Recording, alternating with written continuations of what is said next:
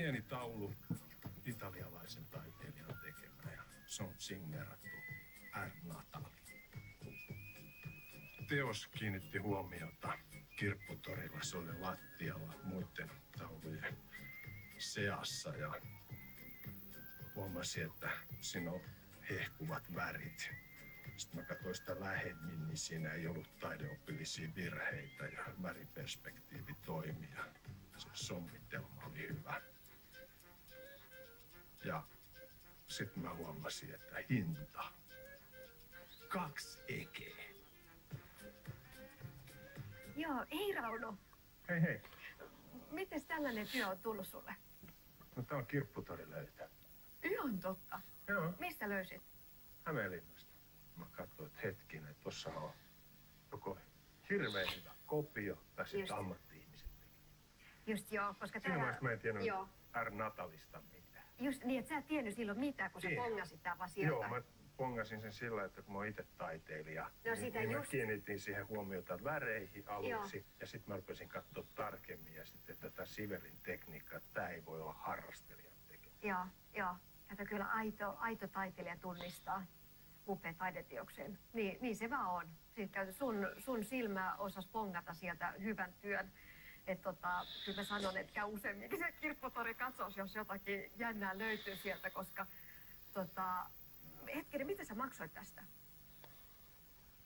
Uskallanko mä sanoa? Ihan pakko sanoa. On vai? Joo.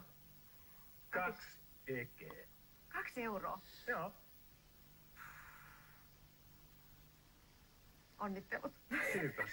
Minun silmiin niin tämä näyttää ihan aidolta Renato Natali työltä, eli italialainen taiteilija. 1800-luvun loppupuolella on syntynyt ja 1900-luvulla vaikuttanut. Ja siis hänellä on hyvin laaja tuotanto ja näitä on kyllä niin kuin suht paljon markkinoilla myynnissä. Tämä on kyllä niin kuin ihan tunnettu taiteilija, on hyvät markkinat ja kunnon rekisterit olemassa. Ja tässä on näitä ihan aidolta tämä signeeraus. Mitä luulet, minkä arvoinen tämä on? Mä sanon tälle hinnaksi 3500 euroa. Oho.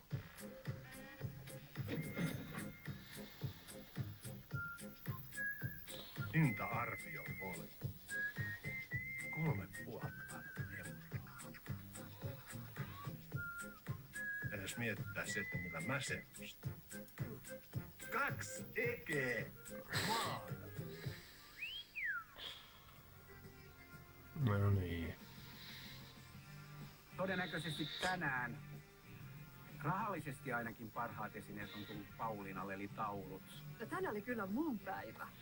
Tämä oli tosi kiva nähdä tämä Matti Karppasen lintumaalaus. Ja sitten oli tämä Natalin maalaus, hyvänen aika, mikä kirpputori löytö. Mä niinku täynnä intoa ja energiaa, todella oikein hyvä päivä. Täytyyhän se maksaa, ei sitä hetkessä tehdä, niin mä sanon 200. Tämä arvo. Niin. Alvar Aalto-tyylistä muotoilua. Jos mun pitäisi myydä ne, pitäisi saada niistä se 20 000 euroa. Mitäs täällä? Aha. Ne charge. Charge, oho. Onko tää nyt semmoista supertrendiä? On. Sopiiko se on tommonen nyt?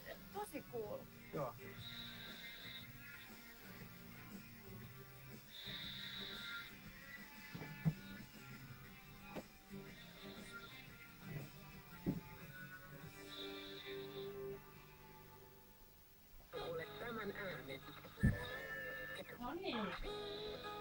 No.